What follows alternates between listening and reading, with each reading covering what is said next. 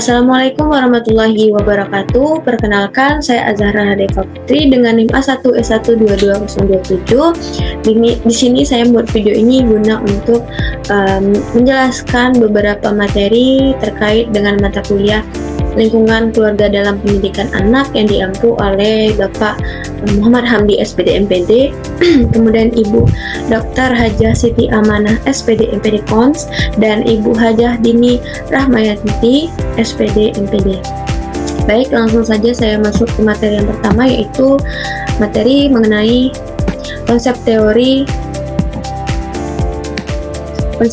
tentang lingkungan keluarga dalam pendidikan anak. Yang pertama yaitu membahas dasar teori lingkungan keluarga dalam pendidikan anak. Menurut Effendi tahun 1995, keluarga memiliki peran utama dalam mengasuh anak di segala norma dan etikanya yang berlaku dalam lingkungan masyarakat dan budaya. Dapat diteruskan dari orang tua kepada anaknya dari generasi ke generasi yang disesuaikan dengan perkembangan masyarakat. Keluarga itu sendiri memiliki peranan penting dalam meningkatkan kualitas sumber daya manusia. Bukan hanya itu, pendidikan moral dalam keluarga juga perlu ditanamkan pada sejak dini pada setiap individu. Walau bagaimanapun, selain tingkat pendidikan, moral individu juga menjadi tolak ukur berhasil tidaknya suatu pembangunan. Maksudnya di sini adalah lingkungan keluarga itu adalah lingkungan yang pertama dalam pendidikan anak, yang mana dalam lingkungan keluarga tersebut mengajarkan banyak sekali hal, terutama norma dan moral terhadap anak tersebut. Bagaimana anak bersikap, bagaimana anak berperilaku. Nah, disitulah lingkungan keluarga berperan penting bagi tumbuh kembang sang anak tersebut. Bukan hanya itu, banyak sekali pembelajaran yang dapat diajarkan dari lingkungan keluarga. Selanjutnya yaitu pengertian dan ruang lingkup lingkungan keluarga dalam pendidikan anak. Ruang lingkup lingkungan keluarga dalam pendidikan anak meliputi yang pertama, menanamkan nilai-nilai. Nah, keluarga itu berperan dalam menanamkan nilai-nilai sosial dan budaya kepada anak. Kemudian memberikan stimulasi. Nah, keluarga memberikan stimulus yang dapat membangkitkan minat belajar anak. Yang ketiga yaitu memberikan perhatian. Nah, orang tua sebagai figur utama dalam keluarga diharapkan dapat memberikan perhatian dan fasilitas yang memadai bagi anak untuk belajar, di mana dari perhatian tersebut dapat meningkatkan motivasi anak untuk dapat belajar. Kemudian memastikan kesehatan dan keamanan. Keluarga juga harus memastikan kesehatan dan keamanan dan memberikan rasa aman terhadap anak tersebut. Kemudian berikan sarana dan prasarana. Keluarga memberikan sarana dan prasarana untuk mengembangkan kemampuan anak. Contohnya untuk meningkatkan kemampuan anak dalam akademis, keluarga harus memberikan sarana dan prasarana yang cukup seperti buku, kemudian pena ataupun tas belajar maupun peralatan-peralatan yang dapat membantu kemampuan akademis anak tersebut. Selanjutnya yaitu menjadi tempat awal sosialisasi. Nah, keluarga menjadi tempat awal untuk anak dapat bersosialisasi. Nah, dari keluarga tersebut mengajarkan bagaimana cara bersosialisasi, baik itu bersosialisasi di dalam rumah maupun di luar rumah nantinya. Kemudian membentuk prestasi akademis. Nah, keluarga dapat menjadi sumber dukungan eksternal untuk menjamin keberhasilan akademis anak. Mengapa demikian?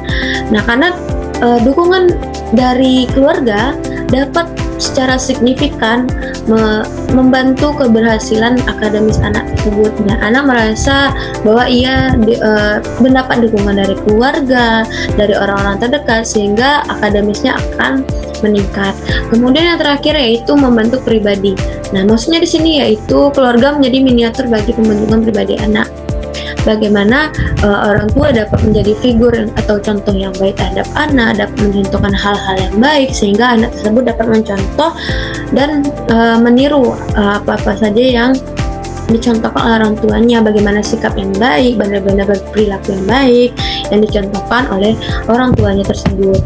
Kemudian selanjutnya yaitu keluarga suatu lingkungan pendidikan.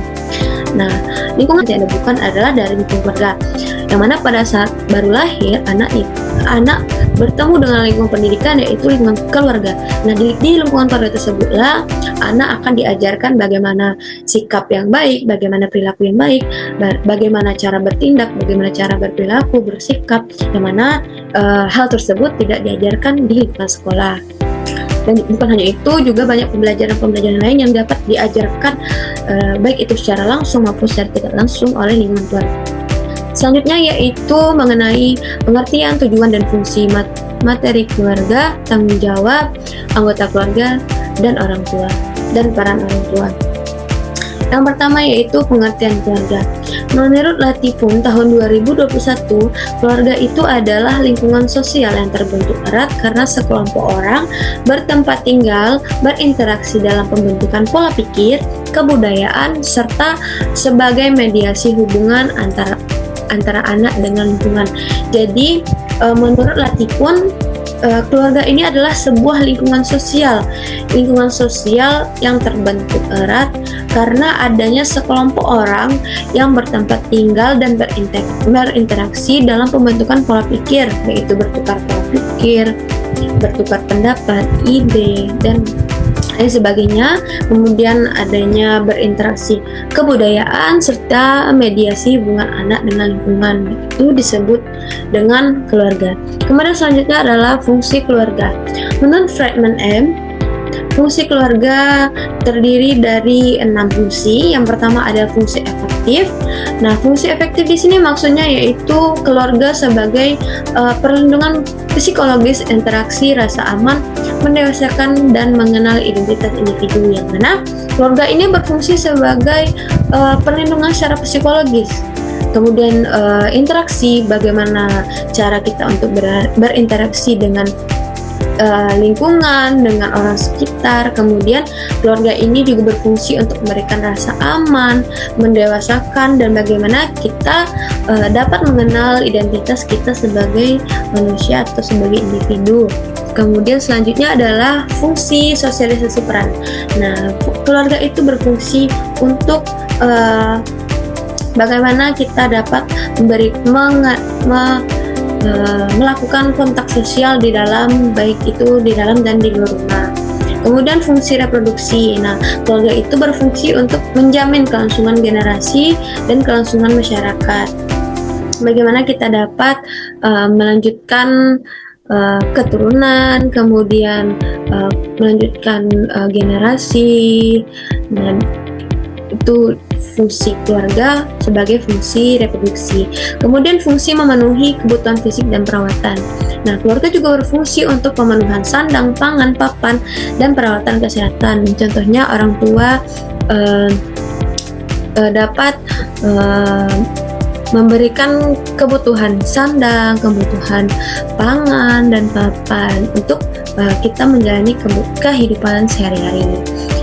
Kemudian ada fungsi ekonomi. Nah, fungsi ekonomi di sini keluarga berfungsi sebagai pemenuhan sumber dana, pengalokasian, dan pengaturan keseimbangan dana, yang mana dana yang masuk dan dana yang keluar itu harus seimbang dan harus diatur keseimbangannya agar dana tersebut dapat teralokasi dan terolah dengan baik. Kemudian yang terakhir ada fungsi pengontrol atau pengatur. Nah, ya seperti yang dijelaskan tadi, yaitu keluarga itu dapat berfungsi sebagai pemberi pendidikan dan pengajaran akan norma-norma yang berlaku dalam masyarakat. Bagaimana cara kita bertindak, bagaimana cara kita berperilaku yang baik dan benar, baik itu di dalam rumah kita sendiri maupun saat kita berhadapan dengan orang lain di masyarakat. Selanjutnya yaitu yang ketiga, tanggung jawab orang tua.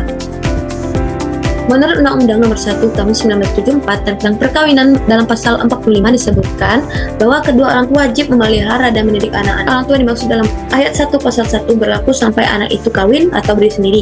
Kewajiban berlaku meskipun perkawinan antaranya sudah keduanya putus. Nah, dari pembacaan pasal dan ayat tadi dijelaskan bahwa tanggung jawab orang tua itu sangat besar untuk setiap anak-anaknya. Baik itu orang tua berkewajiban untuk memelihara dan mendidik anak-anak mereka sebaik-baiknya. dari mereka lahir hingga mereka kawin atau berdiri sendiri. Nah, meskipun perkawinan antara keduanya putus, nah orang tua juga harus bertanggung jawab atas anak-anaknya tersebut. Kemudian ada pola asuh.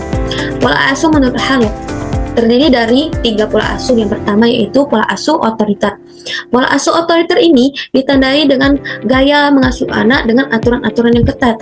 Seringkali anak-anak tersebut merasa terpaksa untuk berperilaku seperti apa yang disebutkan oleh orang tuanya. Contohnya orang tuanya menyuruh ya agar berperilaku begini, agar begini begitu. Nah, di situ pola asuh otoriter.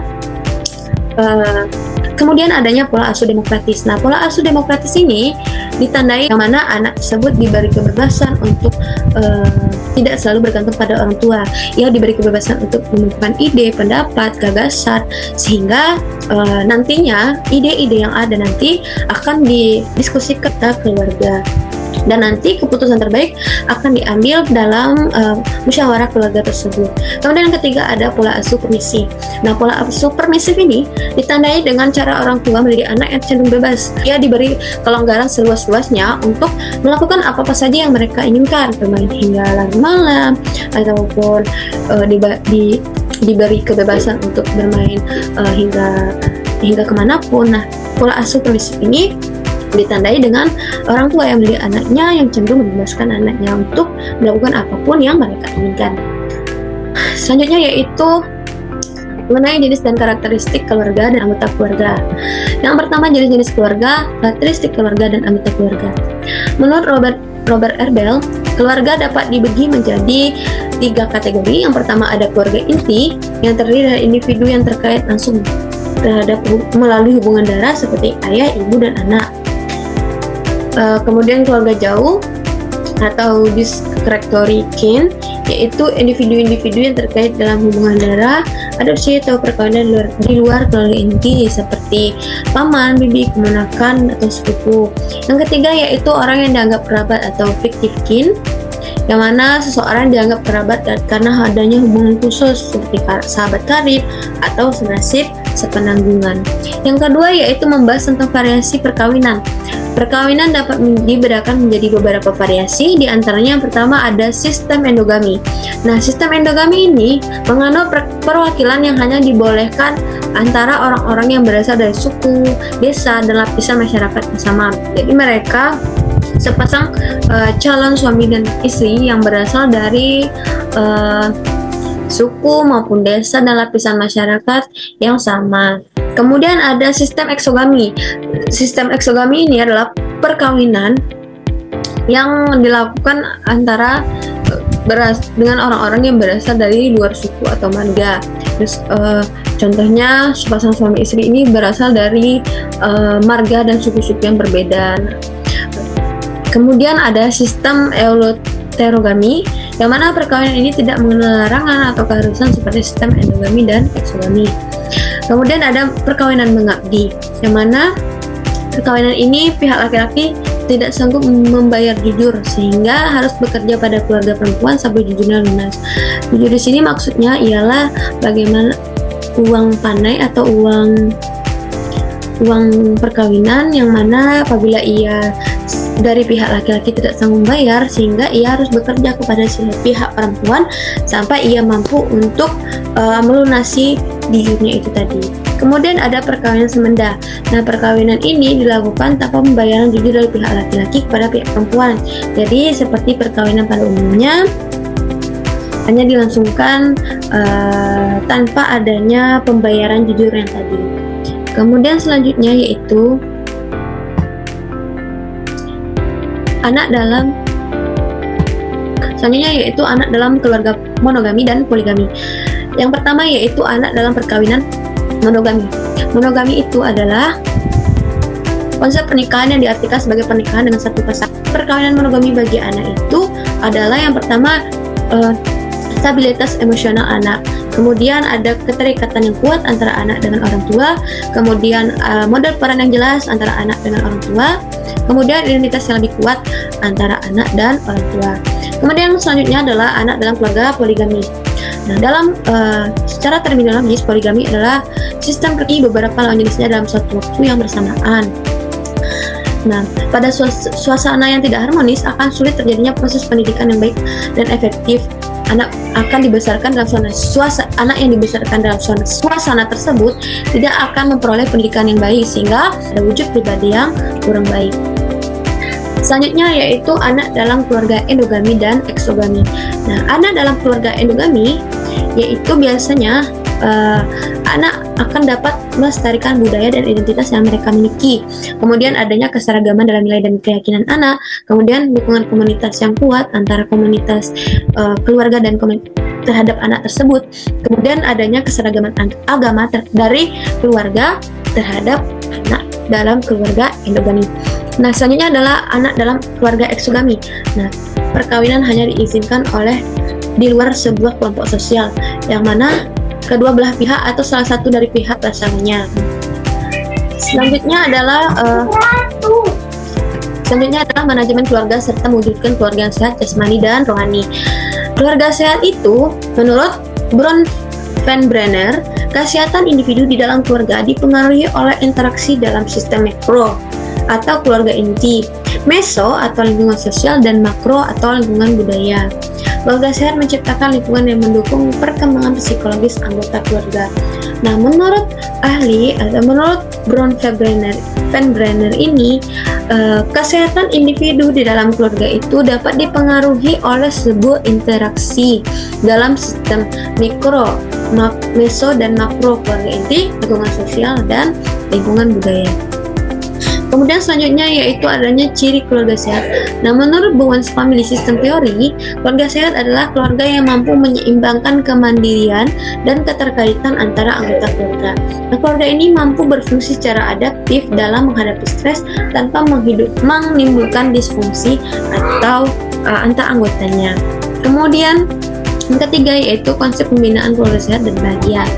Menurut Martin Seligman, keluarga bahagia adalah keluarga yang anggotanya mampu mengembangkan emosi positif, tujuan yang bermakna, dan mencapai pencapaian positif bersama. Jadi, keluarga sehat itu ditandai dengan sebuah keluarga yang anggota keluarganya tersebut dapat mengembangkan emosi yang positif, kemudian memiliki tujuan yang bermakna, dan mencapai pencapaian yang positif yang bermakna. Itu yang disebut dengan keluarga sehat dan bahagia. Selanjutnya yaitu strategi dalam mewujudkan keluarga sehat dan bahagia. Menurut Schwarzer, perubahan perilaku sehat dalam keluarga memerlukan fase motivasi, kesadaran akan risiko, dan fase tindakan atau membuat rencana dan melaksanakan perubahan. Nah, dalam fase motivasi atau kesadaran akan risiko. Yang kedua adanya fase tindakan atau membuat rencana dan melaksanakan perubahan. Nah, itulah yang dapat membuat keluarga tersebut menjadi sehat dan bahagia. Baik, dikutip dari Friedman, menunjukkan dan empati sering kecamatan anggota keluarga. Nah, keluarga yang sehat mulai dari komunikasi yang efektif serta bagaimana kita dan anggota keluarga yang lainnya, sehingga keluarga tersebut bisa dikatakan sebagai keluarga yang sehat dari komunikasi yang baik tadi. Dan dalam mewujudkan keluarga sehat dan bahagia, yang pertama adanya planning atau goal setting teori yang dicetuskan oleh Locke dan Latham tahun 1990, menekankan perencanaan yang efektif memerlukan tujuan yang jelas dan spesifik serta terukur. Nah, perlu adanya planning atau perencanaan, yang mana perencanaan tersebut harus ada dalam keluarga yang dapat mewujudkan keluarga tersebut dikatakan sebagai keluarga sehat.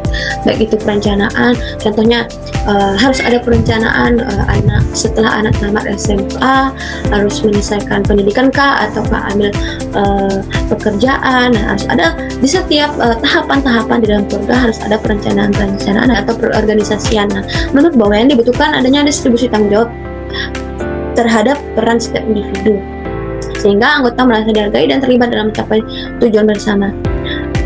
Organisasinya itu tadi atau perorganisasian atau tanggung jawab masing-masing agar mereka merasa bahwa ia terlibat dalam mencapai sebuah tujuan yang ada dalam keluarga.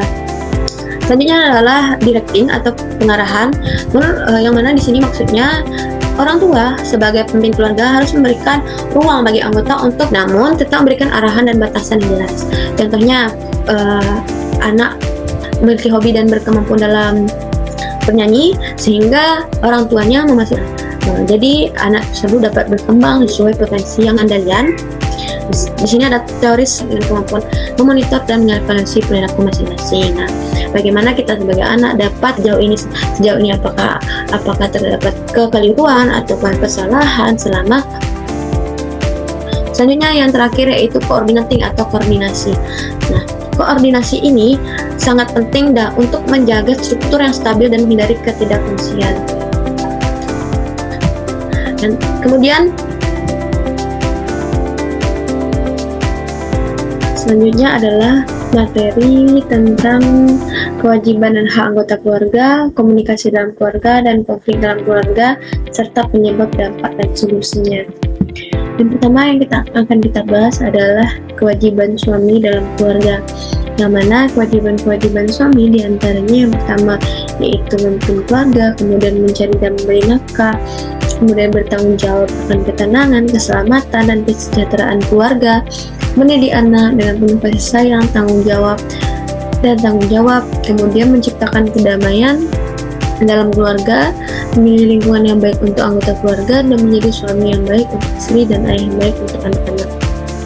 Kemudian hak-hak suami, yang pertama ada suami harus ditaati dan dipatuhi oleh seluruh anggota keluarga, dibantu dalam pengelolaan rumah tangga, diperlakukan dengan baik dan penuh cinta kasih dalam memenuhi kebutuhan fisik, biologis maupun psikisnya. Yang terakhir yaitu citra dan nama baik oleh seluruh anggota keluarga.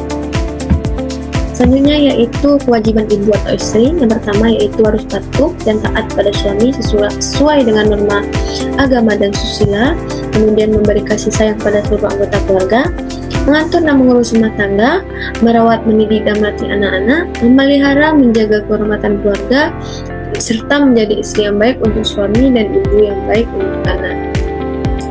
Kemudian hak-hak ibu atau istri diantaranya yaitu yang pertama mendapatkan nafkah yang baik dari hasil kerja suami yang baik, mendapatkan pendidikan atau bimbingan, kemudian mendapat kasih sayang dari seluruh anggota keluarga, kemudian mendapat perlindungan, keselamatan, dan ketentraman, dan dihargai, dipatuhi, dan mendapat komunikasi yang sehat.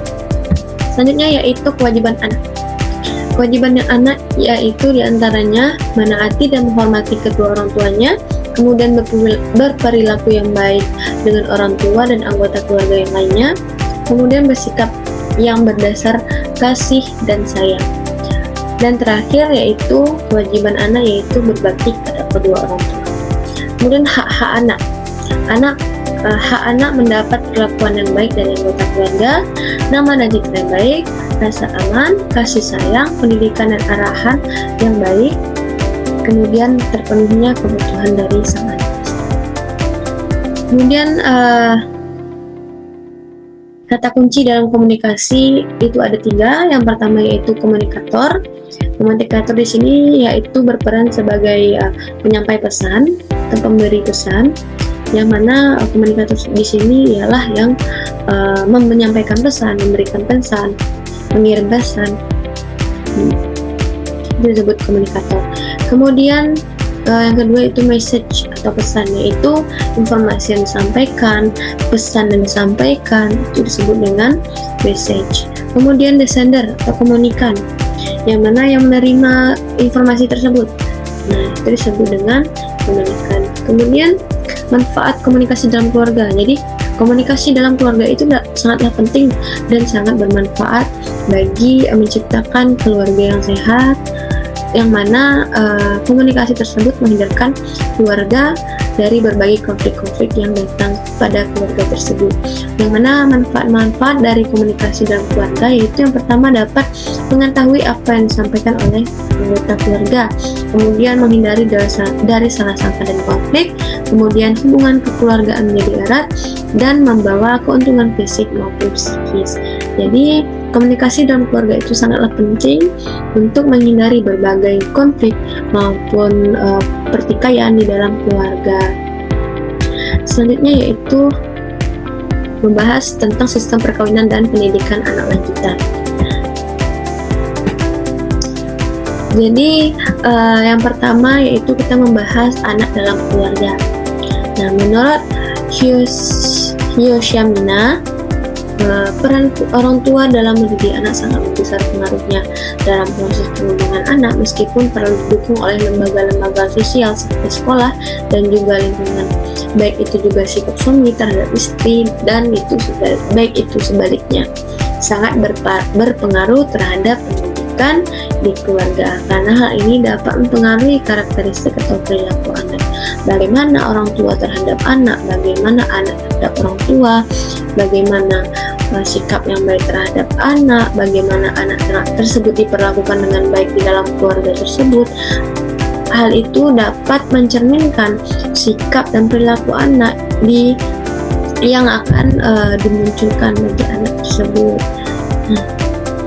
Seorang anak tersebut akan tumbuh baik jika ia memperoleh pendidikan secara menyeluruh, agar kelak nantinya ia dapat menjadi manusia yang berguna, yang menjadi manusia yang baik di lingkungan masyarakat, bangsa, negara, dan agama. Selanjutnya kita membahas mengenai perkawinan matrilineal. Matrilineal itu berasal dari kata matri dan lineal, yang mana matri berarti ibu dan lineal berarti garis, sehingga matrilineal disebut dengan garis ibu. Maksudnya di sini adalah istilah tersebut digunakan untuk menyebutkan sistem kekerabatan yang mengacu pada garis keturunan ibu. Jadi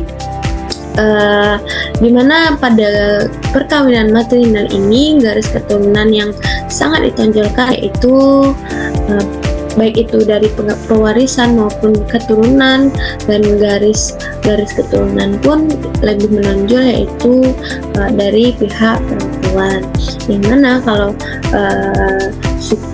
perkawinan matrilineal ini terdapat di Minangkabau, Enggano, dan Timur.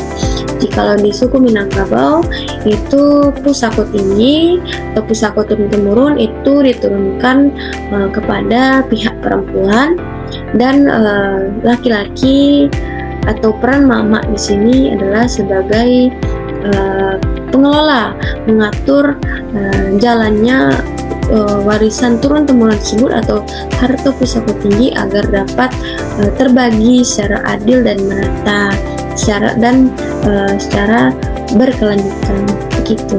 Kemudian selanjutnya yaitu kita menjelaskan mengenai perkawinan patrilineal.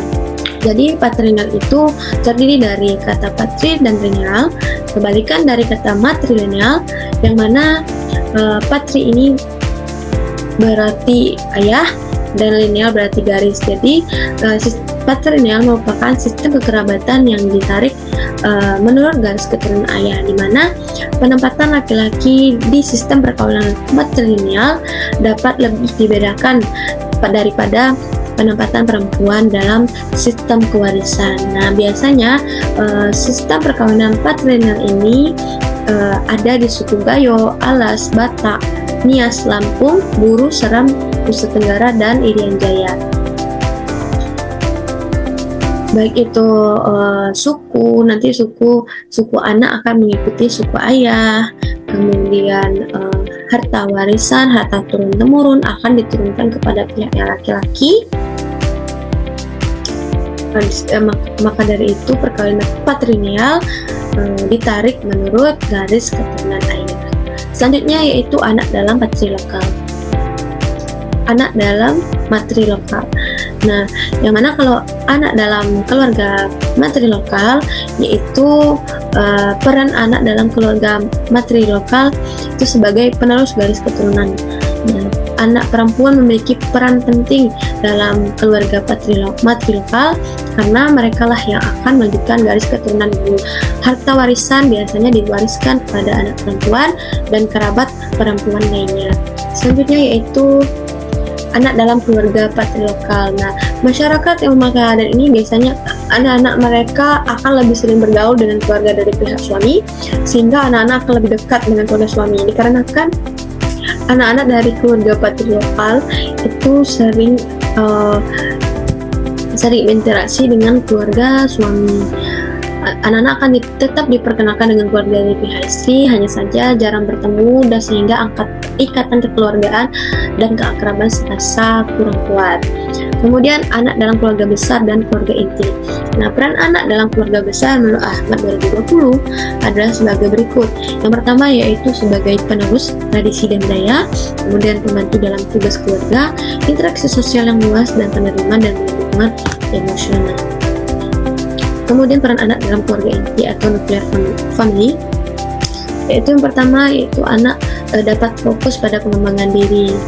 Nah, biasanya anak-anak di dalam keluarga inti dapat didorong untuk mengembangkan minat dan bakat mereka secara individu karena orang tua mereka hanya terfokus pada mereka sendiri. Kemudian yang kedua, peran sebagai anggota yang mandiri. Nah, di dalam keluarga inti anak-anak sering diajarkan untuk mandiri, sehingga mereka diberi tanggung jawab seperti contohnya merapikan kamar, membantu pekerjaan yang ringan, sehingga mereka dilatih untuk mandiri.